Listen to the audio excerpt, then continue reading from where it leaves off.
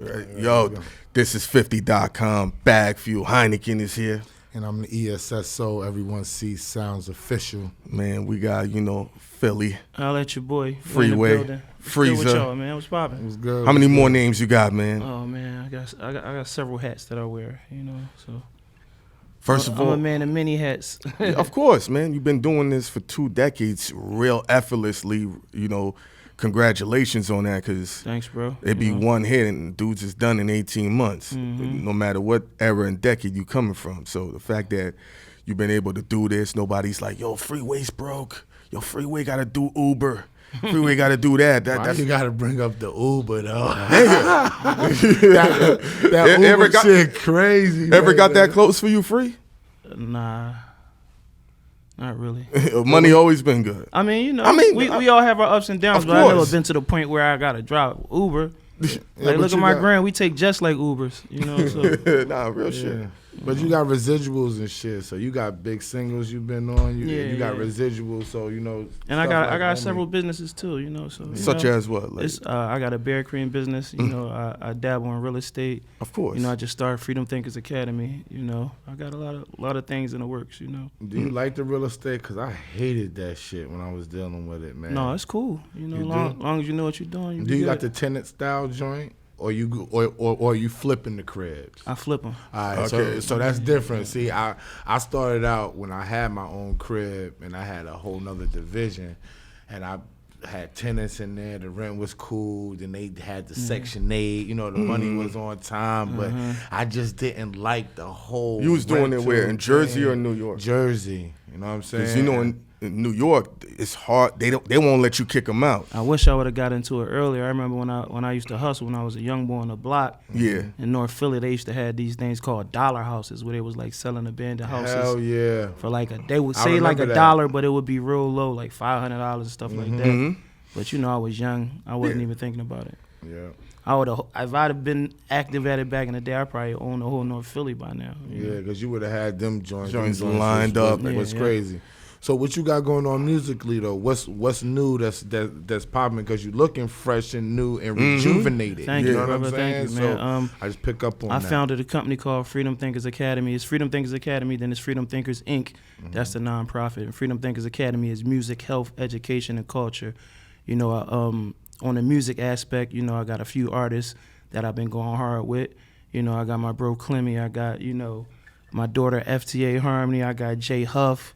I got the youngest in charge, Cartier Young.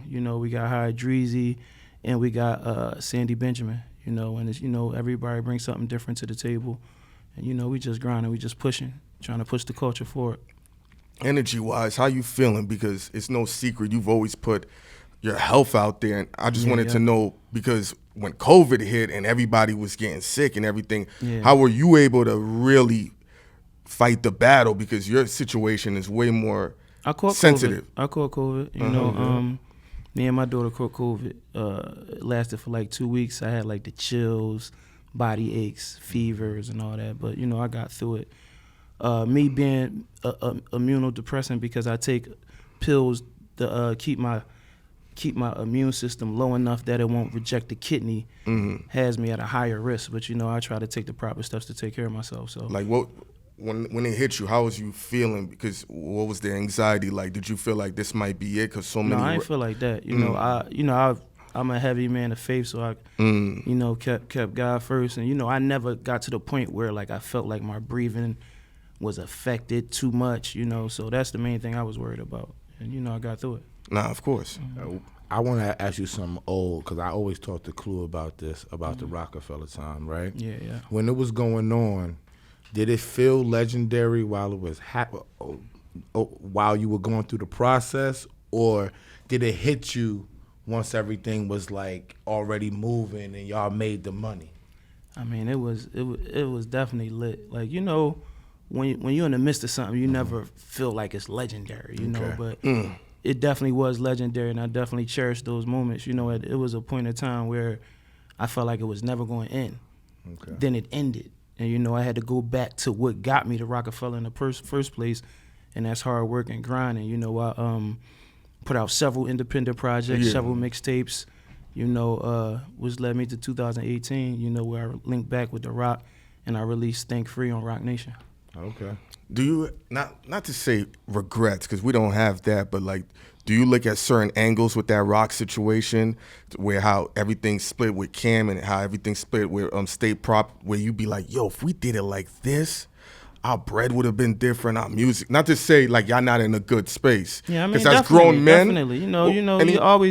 You always assess the damage, and see what you could have did different, what you could have did better, Anything that sticks in your mind, like, damn, we should have really did that, knowing how the game is now. I mean, there was a lot of opportunities. Like, we was in the middle of it, being young, being high-headed. Of course, y'all young dudes. We was on the road. We were going on tour with Jay. Jay would be like, I'm telling you, whoever drop a single, we about to go on tour, is going to go crazy. Mm-hmm. And I always followed the chain of command. I was able to drop an album early, so, I wanted everybody else from the team to drop an album before I dropped another album. Like, just being loyal to my bros. And I feel like, personally, I could have took advantage of those situations and kept dropping, but it's neither here nor there. I'm not crying over spilled milk because we still here, And, I love my brothers, and it's all good. Because the one thing that I always took away from Jay, from being around too, was that, and I always tell people this, Jay and Drake learned the science and knew what it was. Most definitely. On where I can't really say on air, but how to get your records played and what's the science behind it, right? For sure. Most rappers take that knowledge and get upset about it.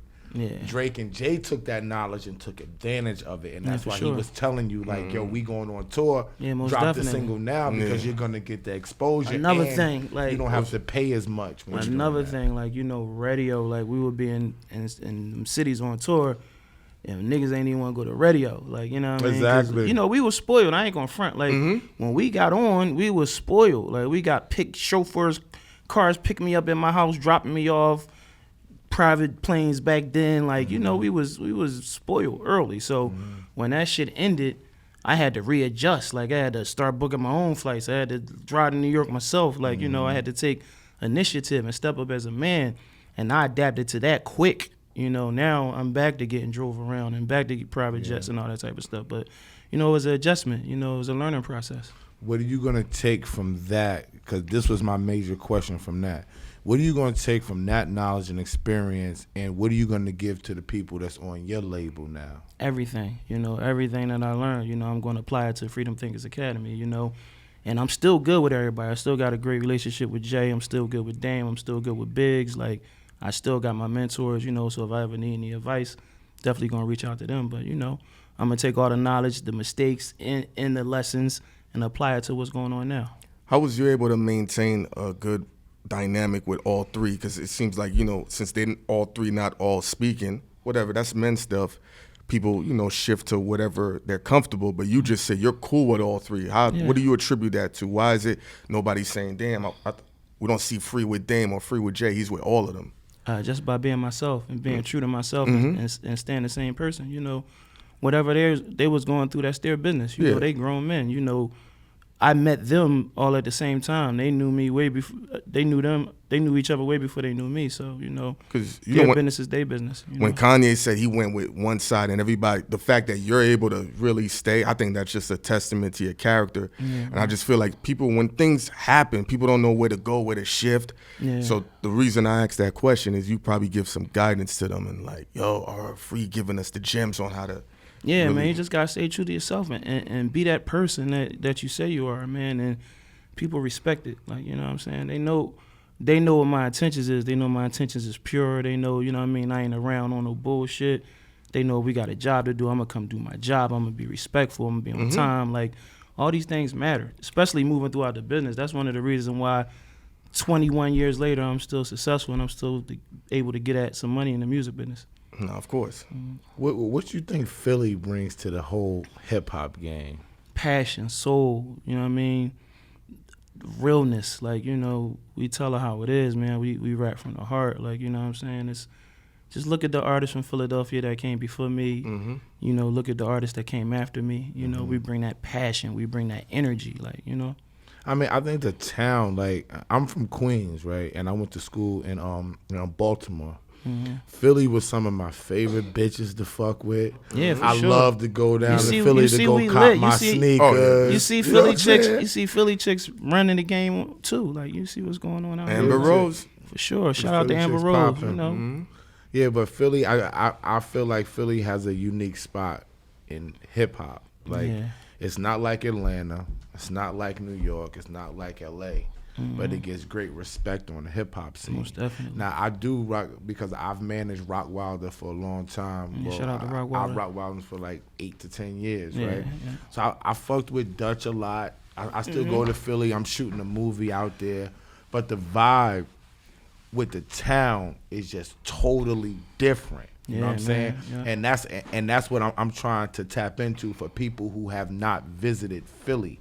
It's not just a spot where you go get the cheesesteaks and you hear some rap. It's way more it's than bigger that, man. We bring a lot of swag and originality to the game. Like, you know what I mean, we set trends, man. You know, we got people all over the world saying John and Bull and Early. Like, you know what I'm saying? We bring what we bring to the table: swag, originality. You know, you know, we was like 3/4 of Roc-A-Fella. Like, you know what I'm saying? Yeah, So, ain't that the truth?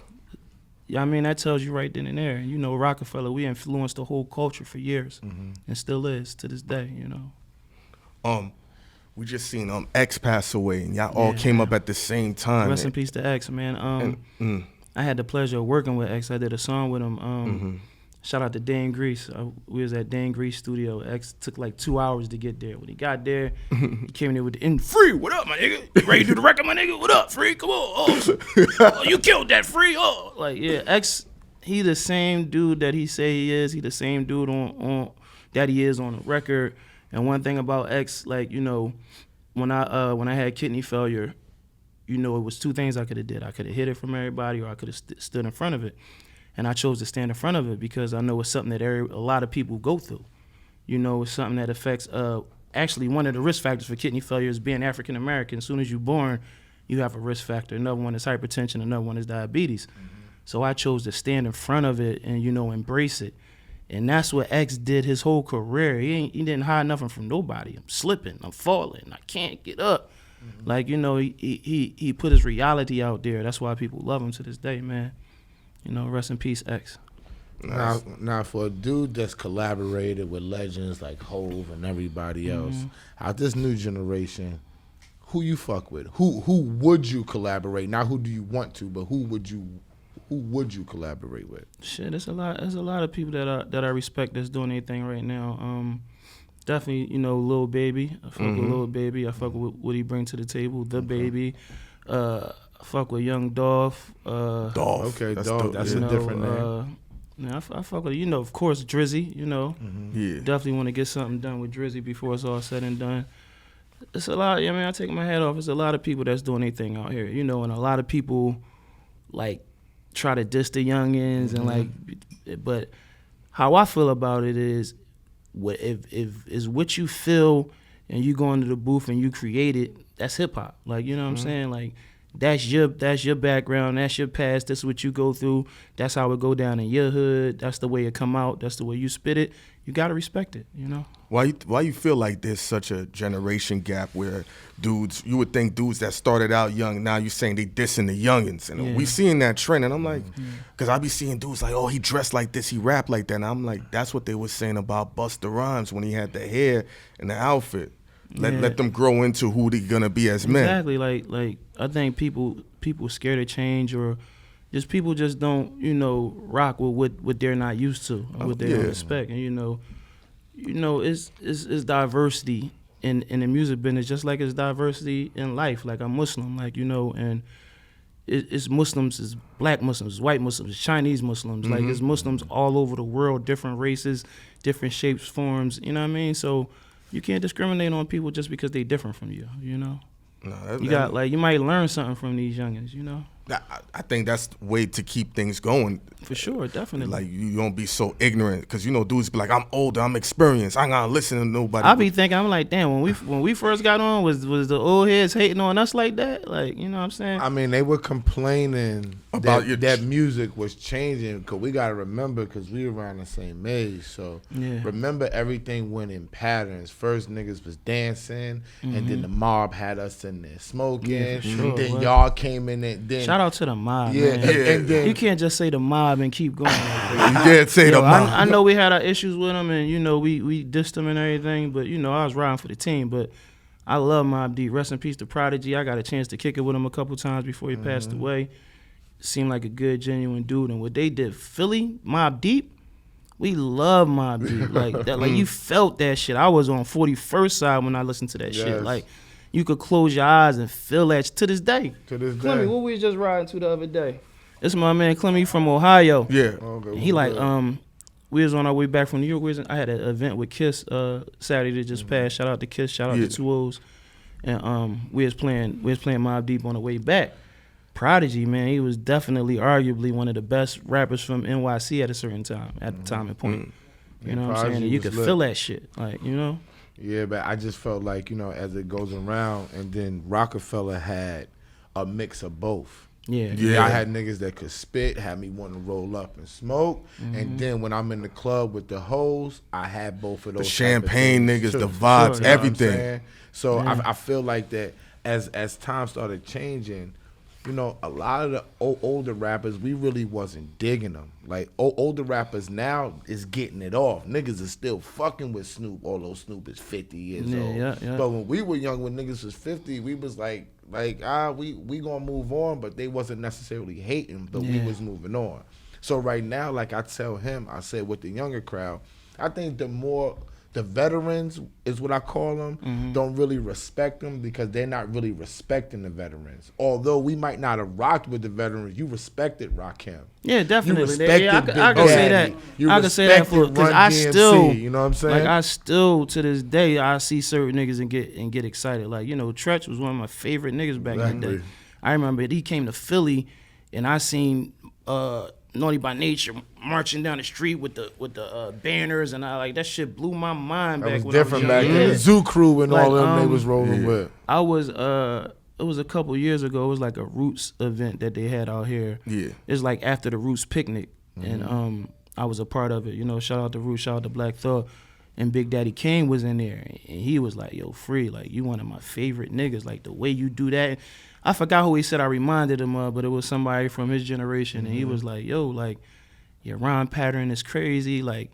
And to hear that from Big Daddy Kane and fucking G-Rap was in there at the same time, and he was saying the same shit. I'm like, yeah, shit blowing my mind. Like, you know what I'm saying? These is the niggas that I looked up to when I was a young boy. It's always respect, but I definitely, you know, see what you're saying with the youngins, and they might not respect some of the OGs, but you know, you gotta demand respect. Like, you know, they respect what they know.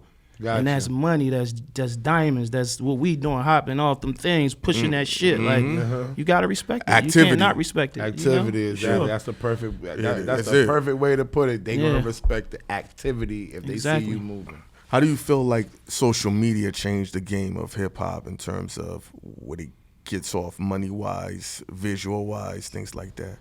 I definitely think for the artists, it's like the gift and the curse, you know. The curse is anybody can say anything to you. You got motherfuckers that hide behind no pictures, and like they can say anything to you, say whatever. The eggs. Yeah, but you ain't, you know, we don't pay no attention to that shit. Of course. On the flip side, you can get to the money on social media. Like, you could sell products on social media. You could drop a record. I could record a record right here with y'all on my phone, upload it to a streaming platform, and push it out there and get it popping right now. What we got in this room right now, we have a network to sell records. You know, you got the artists, we got the ability to record it, then we got y'all that's going to promote it and help it get out there. It's totally different than when I was coming up. We had to actually get in a van and go from city to city and touch the people. Like, you know what I'm saying? You had to be active. Like, we had to, like, buy all the DJs lunches in every city, go sit down with them, go, you know, interact with people. We in the clubs, like it was no social media, like press junkets. Like people ain't even know what I looked like when 100 Hustler came out. Yeah. You know what I'm saying? So it's a difference. That's real shit. What you just said. We had to buy the DJs lunches. Yeah, we had sure. to do this, and I think to this day that level of, because what Essa always says, that shit ain't changed. Even though you got the ability, there's still the human interaction, the human component, sitting there seeing these people. Even and though another thing, like that's definitely prevalent in hip hop, and people definitely need to respect it, is the DJ. Like, you know, without the DJ, it's no us, man. The DJs get our music out there. They play our music in the clubs. Like a DJ could get your shit popping. Like, you know what I'm saying? So do you think you didn't care about that? I'm going back a little bit when you said that y'all was spoiled. Yeah. You think you didn't care about that because it came so simple? You didn't have to even have this knowledge. You just was just stuck like, yo, if I do a dope record, I got faith that Jay and Dame and Def Jam's gonna get that shit out there. I always cared about that because I was trying to get on before I got with Jay and Dame. Okay. You know, I was in the streets of Philly, battle rapping, doing records. Like, I knew how important the DJ was. That's why I was the nigga that was doing 1,000 drops for the DJs. I would do the whole DJ list for every DJ. Like, I was the nigga that'd be in the studio 4 hours after everybody else feeding the DJs, you know. You like working. But that's just me. Okay. Like, you know what I'm saying? That's how I felt about it, because I knew. Like, you know what I'm saying? A lot of motherfuckers just started rapping and they don't know the science behind it, you know. What's some advice Jay might have gave you that you didn't take, that you wish you was like, damn, he was really telling us something? Man, every time Jay talk, it was a lesson, you know. What I was telling y'all before, like, you know, that's why I tell people, when you see an opportunity present itself, you got to take full advantage of it. Because this man telling us, like, I'm telling y'all better drop a record, drop a single. I didn't understand it at the time. Like, you know what I'm saying? Like, I'm so loyal to the squad and, like, making sure, worrying about everybody else and making sure that everybody get their shit off, not even realizing a motherfucking nigga that run a label is telling us somebody drop a single because we about to go on tour. Versus right now, I would love to drop a single and go on tour with Jay. Like, you know what I'm saying? That's why I said I would pay money to do it. But you just wasn't listening because that was Jay and he was a rapper, and although he's a CEO, that's just still my guy. Yeah, just being young, just being immature, not even, you know. And, you know, I had people around me, the people that I had around me came with me from the streets. So they didn't know the business. Like, I didn't have nobody to pull. They were like, listen to what he's telling you. Like, you know what I'm saying? That's one thing, like, I take my hat off to Jay and Dame and Biggs, because they always told us, like, you know what I mean? A motherfucker not going to grab your hand and walk you through the door, but they always told us, like, Dame from the rip, like, you got to pay your taxes. Make sure you pay your taxes. Like, you know what I'm saying? Jay, like, make sure you got to do this. You got to do that with the records. Do this. You got an opportunity right here. Like, you know, they always told us. They always gave us an outlet, and they always gave us a chance, you know. So the number one thing Dame always said, pay your taxes. From the rip. From the rip. I was about to ask him what was the biggest word of advice that Dame gave you, because everybody asks about Jay. Yo, what did Jay give you? Like Dame was a mastermind. Dame was in there with us. Like, Dame was like, you know, Jay took a different position because, you know, Jay had shit going on as an artist. Like, you know what I'm saying? Like, you know, he would come to the studio, and when he came to the studio, you know, it was always a pleasure because Jay had Jay around, like, Jay, let me listen to this shit, listen to that.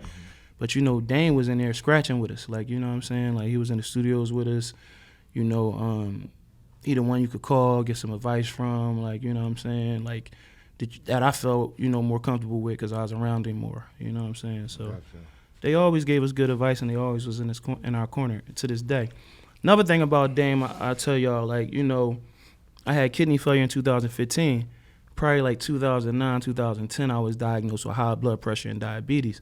So when I first was diagnosed with diabetes, I had to take insulin. You know, I was able to change my diet and get off of insulin, but when I got on insulin and I was on blood pressure medicine and diabetes medicine, I wasn't ashamed of it because Dame had diabetes, and I would see him like taking his knee, and I ain't know nothing about it. I'm a little nigga straight off the street, so I'm like, damn, what's that? He like, I got diabetes. This is what I got to do. Like, I'm not ashamed of it. Like, so when I was in that situation, it was easier for me to deal with it because I seen my mentor go through it with a smile on his face. You know. So you would see him injecting his knee. Yeah. And then well, just whatever part of his body like his stomach, wherever you had to put it at. Yeah, you know. So that helped me deal with that situation, and even when I had kidney failure and I was able to come out with it, like, you know what I'm saying, seeing my mentors and seeing examples of people dealing with adversity and doing it with a smile on their face made it easier for me to make my decisions. In terms, you've never made it a secret of your religion. Mm-hmm. Do you feel like it's a chic thing or like a glamorous thing now? Because I see people like, I'm Muslim, but they don't really be living the life. I don't think it's nothing. You know what? Because he's been, you know. My wife is Muslim. So we see certain things. Yeah. I mean, it's just like anything, man. Like, you know what I mean? It's not, everybody's not going to do everything they're supposed to do 100%, no matter what religion it is. You know, Islam is one of the fastest growing religions in the world, you know, and that's because it's the truth. That's because it's real. One day I was flying into Canada, and, you know, sometimes they pull you out of the line. So I got pulled out of line, and I was talking to I don't know if they called the TSA over there or whatever, whoever was at customs. So it was a white guy. So he was looking at my passport. You know, I done been to Saudi, I done been Africa, my shit tatted up. Like Kiss said, his passport tatted up, whatever. My shit tatted. So he was like, yeah, I seen you been to Africa, I seen you been to Saudi Arabia 2 times. You Muslim? I'm like, yeah, I'm Muslim. So he like, why are you Muslim? I'm pissed by night. You know what I'm saying? First of all, I'm pissed because they pulled me out of line. They searching my luggage and all that. So he like, why are you Muslim? I'm like, what do you mean, why am I Muslim? He like, why are you Muslim? I'm like, because Islam is a beautiful religion. So he like, so if something more beautiful comes along, are you going to accept it? And I'm like, what? I'm like, man, I'm Muslim because everything makes sense to me. And he was like, that's the answer I'm looking for. Assalamu alaikum, brother. And then he handed me a pamphlet about Islam. I'm like, whoa. I'm like, wa alaikum salam. I'm ready to snap on my brother, like, you know what I mean? Because he questioned me. But y'all know how it is when you're traveling and all that. You had a long day or whatever. But my point is, Islam makes sense to me. And it probably makes sense to everybody else that's Muslim. Like, you know what I'm saying? Of course. It's an answer for everything in Islam. Like, there's no blind following. Like, you know, no disrespect to Christianity. You know, we love Christians. They people with a book.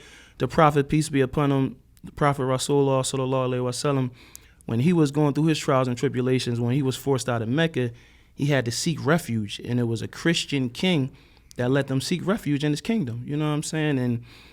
And they had a conversation, and they drew a line in the sand, and it was like the difference between our religions is just as thin as this line. You know what I'm saying? So we respect all religions, but everything in Islam just makes sense to me. You know what I'm saying? So that's probably why so many people are flocking to the religion, because it makes sense. Like, you know what I'm saying? So that's the one thing, because I come from a Christianity background, but my wife Muslim. And that's the one thing that drew me in. She said, I live more like a Muslim than a Christian just by my mannerisms and how I move and shit like that. Exactly. But the one thing that I liked about it was that it encourages you to explore other religions. Yes. Yeah, for sure. And other religions don't do that. Yeah, for so sure. that was something to me that was like, it was very transparent to say, if you think this ain't right, go out and look and check on it, and I guarantee you gonna come back here. That's a fact. You know what I'm saying? But I got one more question, then I'm totally done. What's your one word advice that you're gonna give to your crew about success? What's it gonna take for them to be just as successful? And not one word, it could be a phrase, whatever. Yeah. Just something quick. One word that you've taken from your 21 years from when you was young and you wasn't paying attention. What's the one thing you're gonna give them that you say this is gonna be your key to success? Period. Man, you're gonna have your ups, you're gonna have your downs.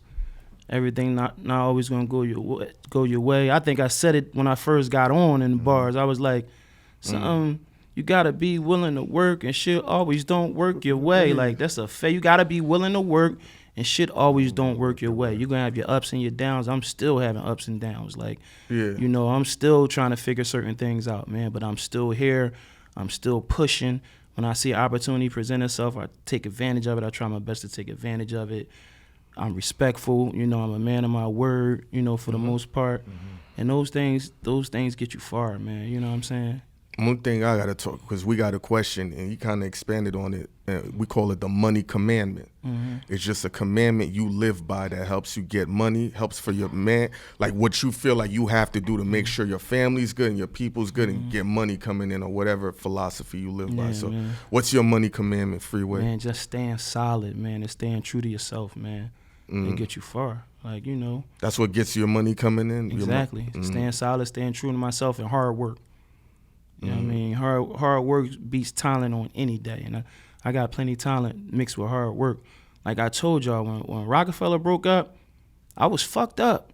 Like when we got that call, imagine like you on top of the world and then you get a call like 6 PM, like it's over. Like we wasn't even a part of it, and we was like, yo, what the fuck is going on, G? I'm like, Petey done? I'm This like, it's nigga over. done? Like, you know what I'm saying? I was like, this shit can't be. Like what They do just you mean? cooking. Yeah. It didn't make no sense to none of us, but then It's life. we saw it move on. It's I'm life. like, Shit listen, don't I'm change. already famous. Like they did the hard work for me, so it's way easier than it was when I was just trying to get on. So I went back to doing what got me there in the first place, and that's hard work. I did a thing called Month of Madness where I dropped a song every day. I remember that. For 31 days. And on the last day, I gave y'all 2 songs. Like, you know what I'm saying? Like, even when I was trying to get on Roc Nation, I was trying to get with Jay. Like, I've been building with him about it for a few years before it happened. Like, you know what I'm saying? But I had, like, a couple independent situations and people that are old albums, so I had to get that out the way. But once I was done with that, I reached out to Jay. Like I'm trying to make it happen. We went to, I think it was when they had the B-sides. I was there. And I got there when I was supposed to get there. It was just me and Jay. I got a chance to chop it up with him. I gave him a CD full of music, but I gave him 2 CDs in case you lose one. Like, you know what I'm saying? Like, you just got to go extra. Like, man, when Roc-A-Fella broke up, I forget what tour it was. It was one of them tours that Jay had. It might have been a Magna Carta Holy Grail tour, one of them tours. You know, I already had all the relationships and all the markets. So, and I'm still cool with Jay. So I'm not on the tour. I know Jay not doing after parties. So I set up after parties in damn near every city. Like Jay and them had bets. Like, I bet Free got after party tonight. I show up to the concert. Jay like, you got after party tonight? Yup. Yeah. Like, you know what I'm saying? I probably made like 60, 70 grand. I wasn't even on a tour. Like, just doing after parties because I had the affiliation. Like, you got to go hard. You got to go extra hard, man. Like, you know what I'm saying? If you want it, you got to go out and get it. It's not going to fall in your lap, you know? No doubt. Philly, man. Freeway, man. Thank you for rocking out with us and shit like that. For sure. Any Kanye beats you got coming up? Oh, man, not yet, man, but I'm pretty sure I'm going to make it happen in the future. Last time I seen Ye was when Nas had the release party in Queens. Okay, You know, we chopped it up a little bit. You know, I still got a good relationship with Ye. I haven't reached out to him to work, but I'm pretty sure when I do, it's going to happen. Did you ever foresee him being the first, like a billionaire? Man, I knew he had passion, and I knew like he wanted what he wanted, and I knew he was gonna go hard for it. You know, I was on Ye's first album, and he was on my first album. He produced a couple joints on my first album, and he did ad libs on one of the records. Turn Out the Lights. You know what I'm saying? Oh, So, I remember. yeah, like I was rocking with Ye. I was rocking with him when wasn't nobody really taking his rap career serious. Like, you know what I'm saying? So, Because you said you was with Dame, and Dame was rocking with him trying to get his rap career, Yeah, right? for sure. Back then and Yeah, shit. yeah, So that would make sense. You know what I'm yeah, saying? like everybody respected him, like as far as, you know, musically and what he brought to the table with the production. But like where we come from, like that bass line and that Roc-A-Fella office and all that shit, like you could say whatever, but you gotta show and prove. Like, the motherfucker ain't gonna believe it till you show him. Like, you know what I'm saying? So The baseline was tough. yeah. Freeway, this is 50. Thank you.